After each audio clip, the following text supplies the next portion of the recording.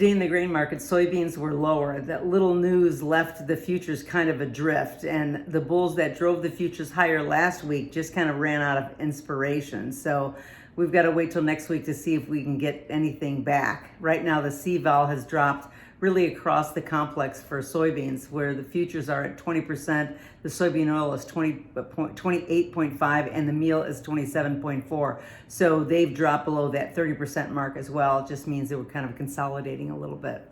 Now the corn was higher today. The futures did bounce off a double bottom, which is technically kind of a good sign, even though the market has some question about domestic demand and the imports from China. So it's really responding pretty well.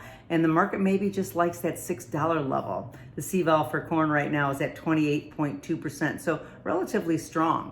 Now wheat was a little bit lower as well. Now the export commitments have been down modestly, but the futures seem to be testing last Friday's low at 735.5. Then at that point, if we break through that point, we'll go back to prices we haven't seen since October. But technically speaking, 750 was a good holding point here, but futures seem to be pretty heavy for this past week, really for the entire week. The CVOL is at 25.3%.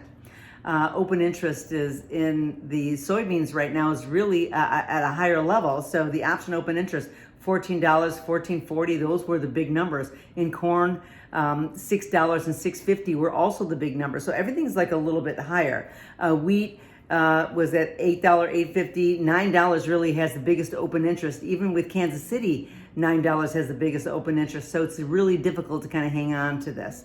And I say this because there has been temperatures in South America that have been above the 100-degree level. Now, we dropped a little bit below that, but if anything like that comes to the U.S., we better watch out. But that's still a long way away, just something to think about as we go forward.